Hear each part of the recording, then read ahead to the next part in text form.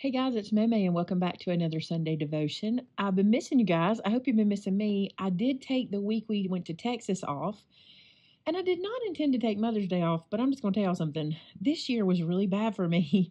My grief this week, I like to be honest with you guys and tell you how things go, but my grief the week of Mother's Day was so bad this year. And I know we're going to go through different seasons in grief or seasons in mourning, but for some reason, I think in my mind, I thought every year will get easier. It doesn't.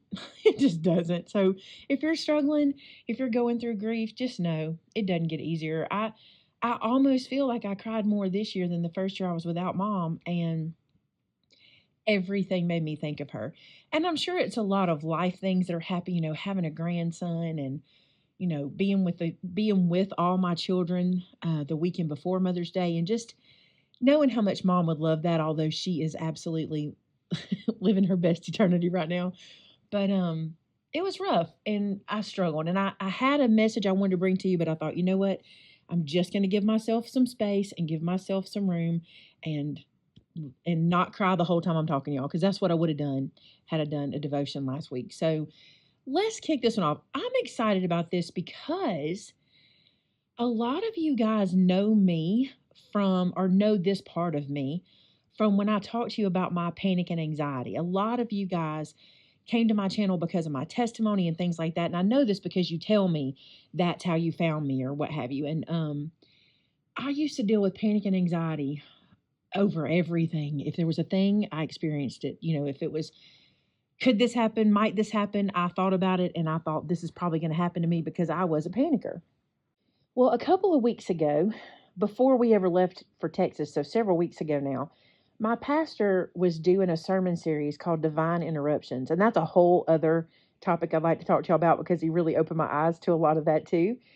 But in that series, he said this statement. He said, God can turn your panic to peace. And his sermon series was not about that. But when he said that, it is like God wrote that in the clouds for me to see it, turning your panic into peace. And I love that so much. I even said to him after church, I was like, Brother Jeremy, can I use that? He's like, absolutely. I'm just like, that really speaks to me. And so I've been tossing that around in my mind, how God turns our panic into peace and the tools he gives us to do that and things like that. Well, ironically, when we were in Texas, we were eating at a restaurant and the fire alarm went off. And when it did, we all were taken aback because it was very, very loud, as you can imagine. But we were also in kind of a barbecue restaurant where there was pretty smoky anyway. And we thought, this is probably not normal, because you would think if they accidentally set it off, it would happen all the time. So we thought there might be an actual fire. Well, I noticed Addie's my granddaughter, by the way, in case you don't know. I noticed her start to kind of, her countenance kind of changed. She went into pretty much panic mode, really. She started to panic, and we were all trying to calm her down. No big deal. We're going to just go outside. And we all just kind of gathered our stuff very calmly. Nobody was really upset, but she was really struggling. And we got outside, and, we were like, we're outside. It's good. Look, it's good. And she still hadn't quite calmed down. And I happened to catch her mom, Sam, look at her and say, okay, Addie, look at me. And she got her to look at her, and she said, what do we know that is truth? And Addie said, we're outside. And she said, that's right. What else is true? And she just kind of looked at her, and Sam said, are we safe? And she said, yes. And she said, is there a fire? And Addie said, no. And she said, we know that to be truth. And she started to point out all the things we knew that were true. And I want to tell you something, she was speaking to me too.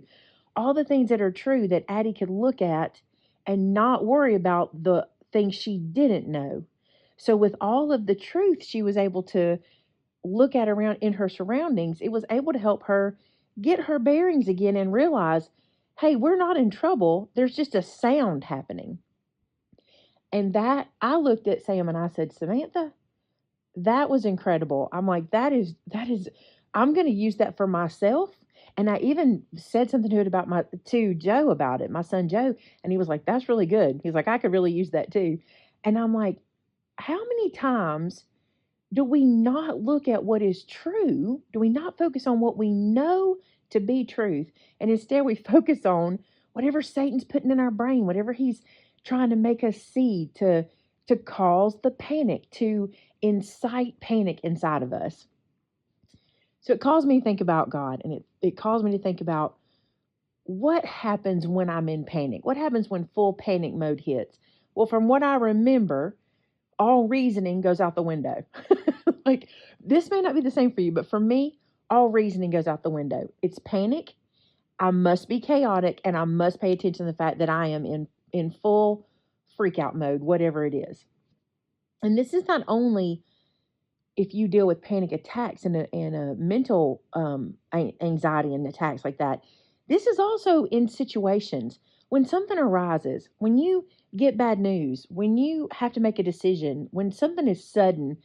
Don't we typically go into irrational thought, and we start to think about all the things that might possibly happen, or the what somebody might be thinking or saying or doing, instead of focusing on what is truth. So I want us to do that today. I want us to look at what is the truth around us that we can focus on in the panic we're in, so that we can get to God's peace. So first I want us to look at Philippians 4:6-7. Now you've heard this before. We're going to read it again.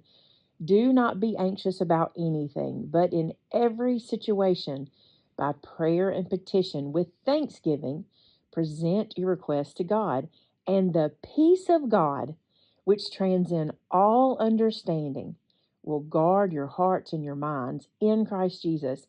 Okay, so the panic happens. The worry, the fear, the irrational thought happens. And instead of going to anxiety, instead of doing that, instead of being anxious, we go to God in prayer. God, what do I know to be true? And then we start to think on the things that are true in God. And we make our request to Him.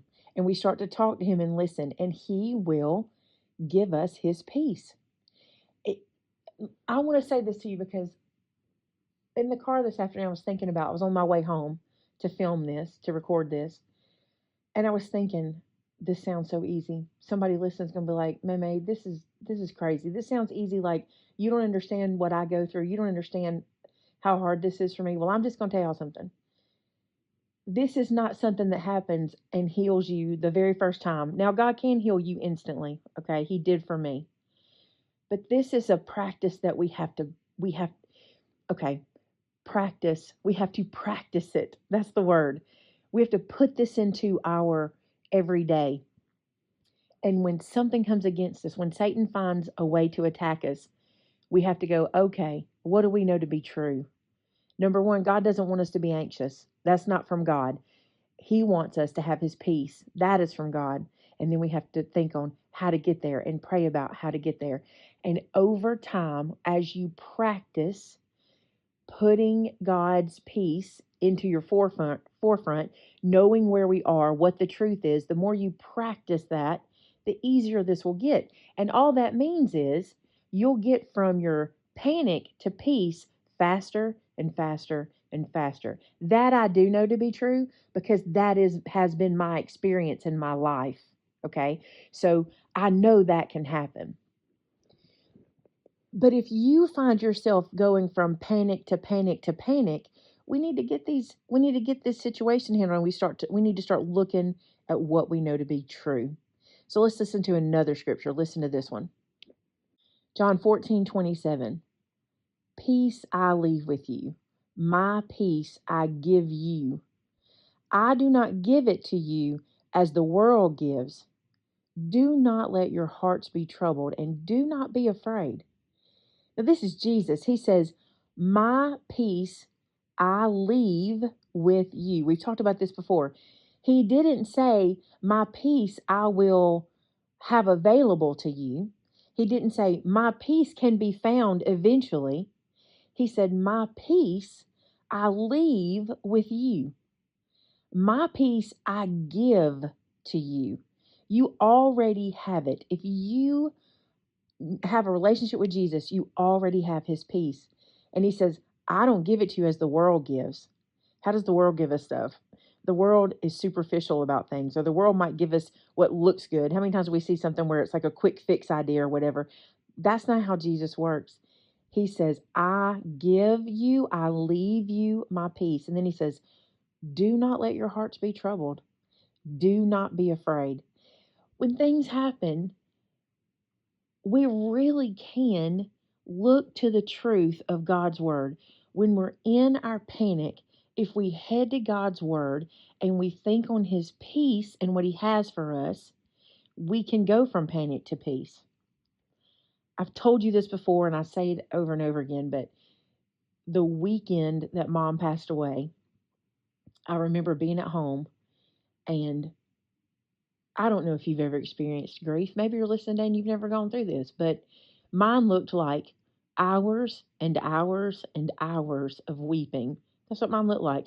Hours, not minutes, not seconds, not it was hours. I would cry for hours, and then God would get a hold of me and he would tell me some truth. He just would. Some truth like, I know what I'm doing. And I would get this peace that would come over me. And it would last for an hour, hour and a half, sometimes less than that. And then I'd go back to my weeping. And then God would remind me of a truth. And I remember saying to Vince, I keep getting these pockets of peace. And Vince said to me, I want those pockets of peace to be forever. I want that to be your normal. And I would say, me too. And it went on for days. This was 4, 5, 6 days of just emotion after emotion. And then God would say to me, listen to this truth. And it took me spending time listening to him and him reminding me of his truths that are all in his word, for me to go from not even panic here, but weeping to his peace. Does that mean I don't weep anymore? No, I just told you I have the worst Mother's Day I've had yet. But I do get to the peace faster. I do. I don't cry for hours at a time. I still get to his peace quicker. And he's constantly reminding me of his peace for me and that he knows what he's doing. And he's always reminding me of his truth.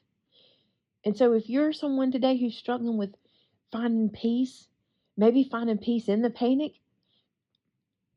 you can know that God does not have a life for you that is filled with fear and anxiety and worry.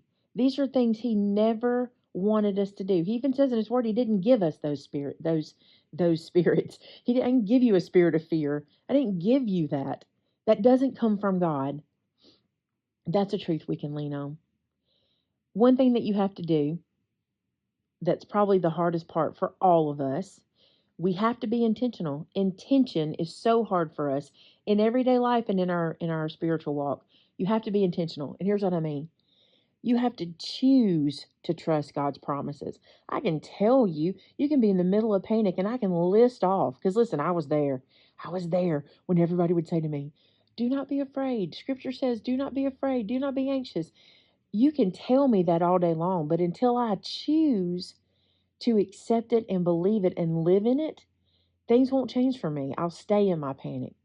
Listen, choose to trust in God's promises. This involves, listen to this, actively believing and relying on the truth of what God has revealed in his word. Actively believing and relying on his truth. We can know them. We can know his truths by heart. You can have them written on the walls. You can have, I'm telling you all this from experience. You can have pictures of scripture all over your house reminding you of all the things God wants you to feel. But until we actively believe and we actively rely on that truth, things won't change for us. But then, here's how I want to wrap it up for you. But it will start to come to you. Those pockets of peace will start to come. The panic will turn to peace, and it will happen faster and faster and faster. And then you can be in a situation where the panic starts and you instantly take control of your thoughts and put them where they need to be. That's scriptural too. Cast down all all those thoughts. You'll start to cast down your panic and cast down your fear and cast down your doubt and cast down your worry, because you'll be reminded over and over again of God's truth and his peace and what he has for you in this life. And you will know that he is in control and he knows what he's doing. I think this is kind of cool. I'm going to leave you with this today. So Vince has a friend that does some work for him on some of his like farm equipment and stuff. And he went to pick something up from him this week, and they got to talking about the cicadas. We have these two groups of cicadas. And by the way, I'm not a cicada expert. I just know what they sound like. And I played with them as kids. We all did that in the South. But apparently there's these two strains or families of cicadas, and once every 12 years, I think it is, they all come together at the same time. And in the South, listen, they will be covering the ground, these cicadas, and you will hear them from forever away. On the way home from Texas, we could hear them through on the interstate. When we got into Mississippi, we could hear the cicada over the semi trucks. They were so loud.